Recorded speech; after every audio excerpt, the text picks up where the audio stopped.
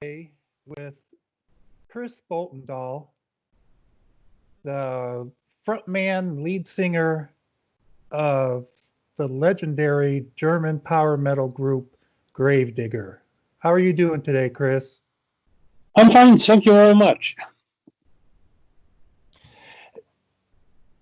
Digger, your band, is on the verge of releasing your new album, Fields of Blood, which is got a couple of milestones, actually. It's your 20th album, and it's also the band's 40th anniversary. Congratulations on both of those. Thank you. Did you ever think when you were starting out in the early 80s, 1980 to be exact, that you would still be doing this 40 years later? No, never. I thought when I was 18 years old that I only reached an age of 30 because we drank a lot of alcohol, smoking a lot of weed.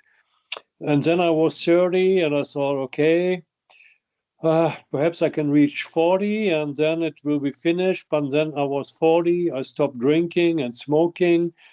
And now I'm 58 with 20 albums and yes, the 40th anniversary of the band.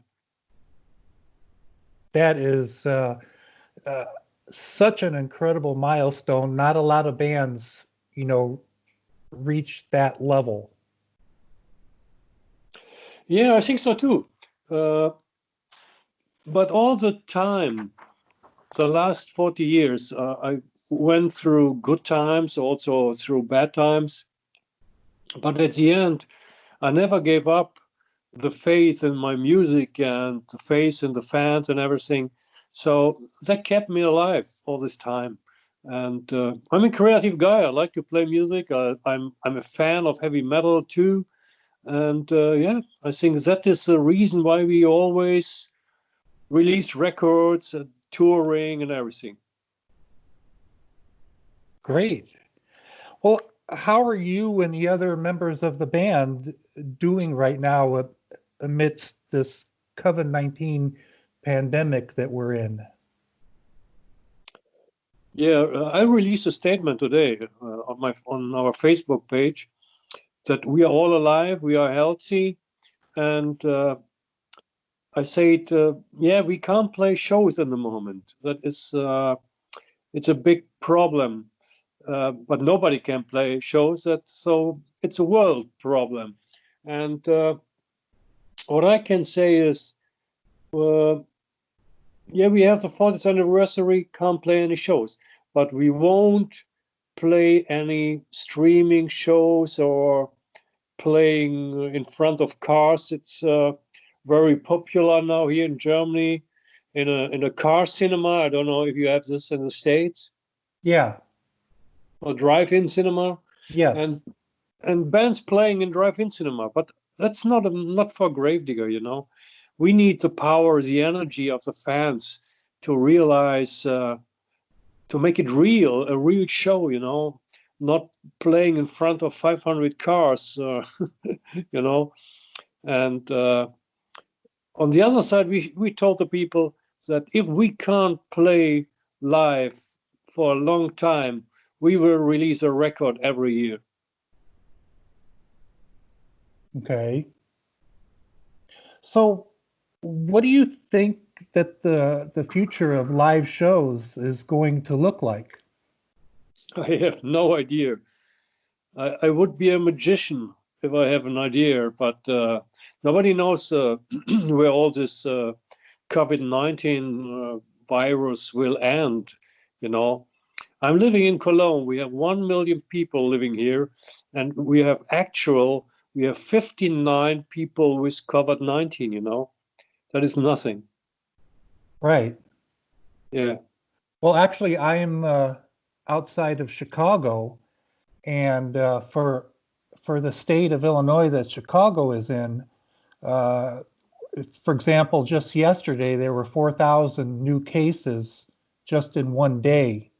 We're up to over almost 400,000 cases total, with almost 80,000 deaths. So it sounds like it's not as bad in Germany as it is in America. Yeah, I think so too. We have incompletely, we have in Germany since the beginning, we have 170,000 infected people, and we have 7,800 people dying. So I think we had luck, you know. We closed everything really early and stopped playing shows very early. I remember that we had a show on the 16th of March, and we got the cancellation on the 14th of March. So we only played 2 shows this year. That was on the 7,000 Tons of Metal at the beginning of January. Uh-huh. Well, I was reading an article that said when live shows start back up again, they will have to ban moshing and enforce social distancing, at each live show. But I just can't see how that would work, especially with metal shows, because that's just not how the fans are. That will never work. That was another reason why we told the people today that we won't play any shows if this is necessary, you know. If there's social distancing from 1 meter 50, we have it here in Germany, we won't play a show because that will kill everything in a live show, you know. People can't move around, people can't screaming, standing there with a protection mask and everything, you know. So that is a big problem. We wait until we get back the freedom to play live shows in a normal way, you know. So Right. until that time, we don't want to play any live shows. Well, that's what I'm looking forward to. I don't know how long it's going to be, but I'm looking forward to that when it returns. Yes, that's the reason why we told the people that we will release one record a year, because we want to show the people that we are a creative and productive band, you know. So, and not hanging around in this time. So we are really, really productive guys, and we like to show that to the people. And why Right. not? In the 80s, all the bands released records every year. So we go back to the 80s doing the same now. Right. Have you, during the downtime that you have you been writing new material? For sure, we have already the plans done with for the next record. Oh, that's awesome. So I think we start, Axel and I, we start in June writing songs, and perhaps we can finish it at the end of the year. And then we will see what happens, you know. If we finish the songs at the end of the year, we have different possibilities, different options. Then we can start playing live again, because there are a lot of shows canceled this year. There will be repeat next year, or move to next year. So we have a tour in February, March booked so far. And yeah, and if this will happen, then we lay down the songs in a studio after summertime next year and release it in 2022, you know. But if we can't play any live show, we will be in the studio again in January, February next year, recording a new record for a summer release again. Yeah. Well, I know that all of your fans will like that, myself included. And I just want to say that I've listened to your new album several times, and it is a really terrific album. I really enjoyed it. So, with your new album, Fields of Blood, how do you? Heavy Metal Breakdown came out in what, 85? It was 84. 84. Okay. How do you think your music has changed throughout the years, from then till now? I think if you listen to the first records, Heavy Metal Breakdown, Witch Hunter, that was, the fire of the youth, you know. Right. We were young, not thinking about anything. We only want to play rock and roll, heavy metal, living the heavy metal style, and that you can listen in these albums. I think nowadays we sound a little bit more professional. A lot of people say, or a few people say, oh, we are missing the fire from the beginning. But no, I'm 58 years old. I have another kind of fire nowadays. I'm not 18 years and drinking the whole day, And nowadays my fire is different. And I think my fire is more professional. I love the old records too. But if I listen to the new albums, I find myself better in the new albums than in the beginning when we started in 1984 with the first record. Yes. So how would you respond to, I don't know, a critic that would say, bands that have been around for 30 years or more, that they're not capable of coming up with fresh, new material like they used to?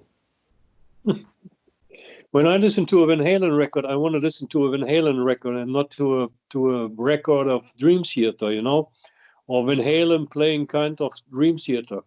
If people listening to Gravediggers, they want to listen to Gravedigger and not to Creator, So that is the reason why bands like Gravedigger, we made our own trademark.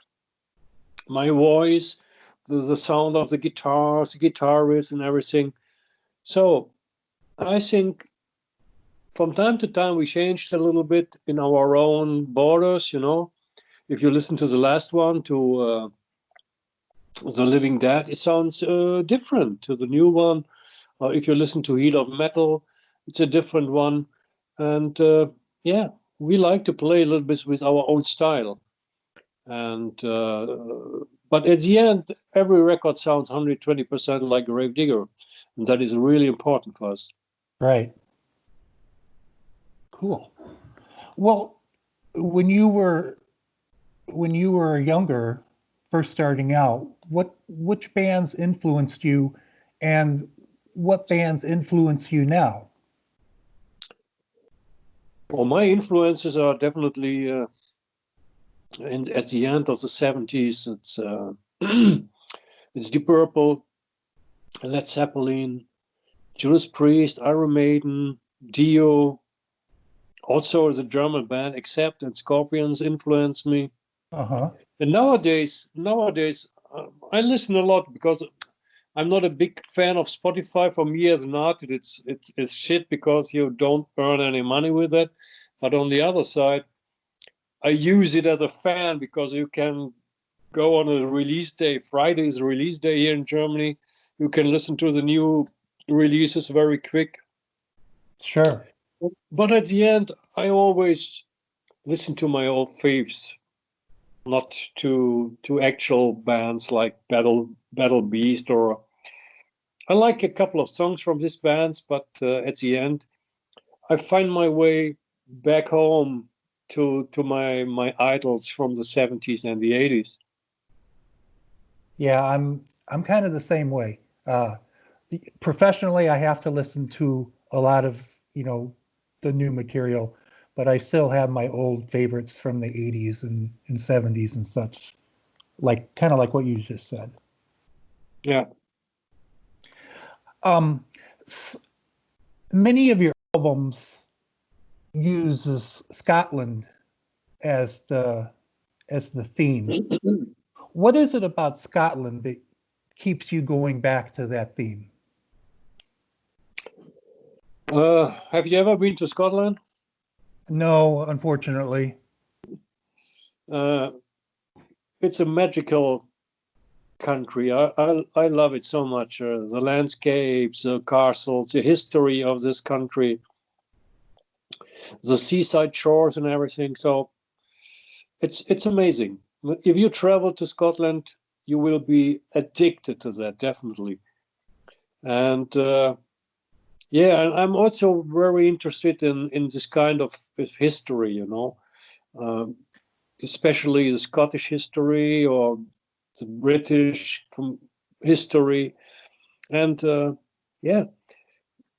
years ago, I was again in Scotland with my family, and my son was 12 years old, and I showed him all the places, the famous places, the battlefields, the castles, and the highlands, and all these places. And then I noticed by myself that I didn't told this story till the end. And from this moment on, I said to Axel, we have to do another record about Scotland. I'm not finished yet, you know.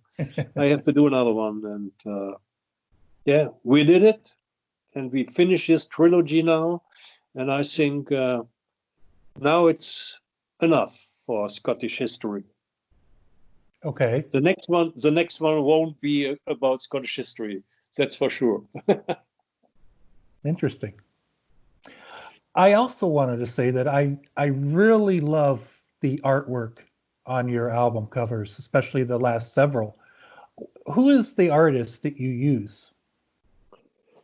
Since 2003, we worked with a guy from Hungary called Gyula Havancsák, but he did also the Living Dead album cover.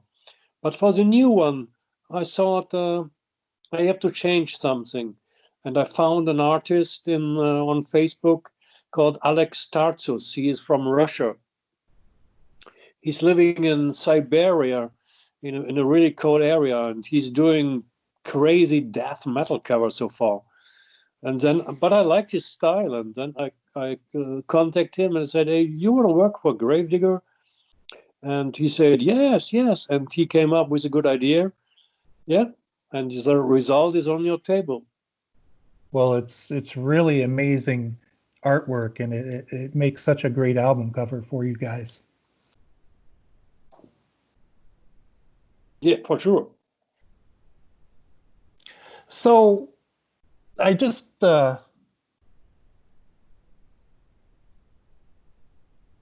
bands, or not bands, but fans in America compared to fans in Germany or Europe, for example, when you go to shows, when you're doing shows all over the world, how do the fans differ from one place to the next? Boy, that is Is there any difference? not a big difference. It depends from the countries, you know. If you go to Spain or Greece or Italy, fans are really enthusiastic, screaming.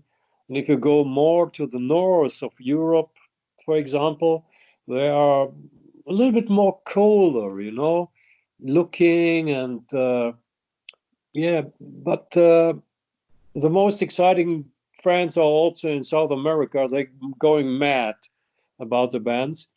But we also had really good experiences in the States when we did the tour with Blind Guardian, the 2 tours with Blind Guardian. And what I remember was in the smaller cities in the States, the people were more enthusiastic than in New York or in San Francisco, you know. Really? And I think when we play Minneapolis or Chicago, what are not really small cities, but to compare it to San Francisco or Los Angeles or New York, the fans were more enthusiastic. Also in Canada, people going mad there. I love that. But yeah, that was a difference in between your country, you know. Right. Well, that's great. I've always kind of wondered that if some fans are louder than others, or get crazier, or mosh more, or stuff like that. Yeah, that is more in south of Europe and South America. I don't know why it is, but the people there are a little bit more enthusiastic than in the middle of Europe. I've always heard that.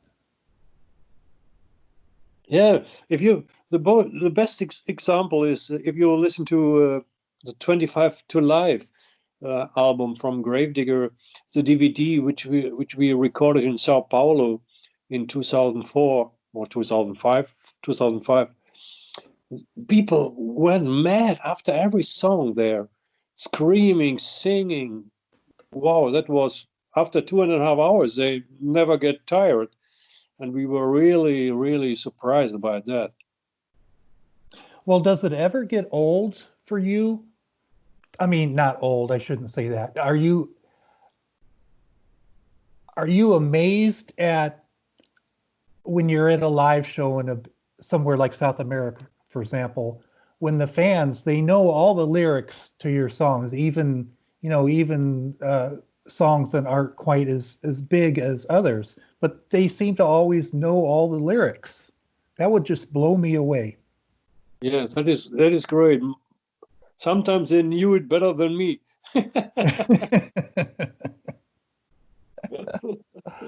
So I always ask this question when I'm interviewing bands, and I seem to get different answers each time. When you go on tour, if you had a choice, would you rather be the headlining band or supporting band? Oh, that depends on the support band, or it depends on the headlining band. Right. No, I'd like to be playing also as a support band, because you don't have so much pressure. You can play your ass off and try to catch the people from the headliner, and Right. that is some kind of competition sometimes. But if you play with a band like a band with Blind Guardian, you don't have any chance. So, but we made our best, and it was some kind of inner competition for us. We wanted to be better than the evening before and show it to Blind Guardian that we are a strong heavy metal band, that we can catch their people, because Gravedigger and Blind Guardian, it's a little bit different kind of music. But that was really fun.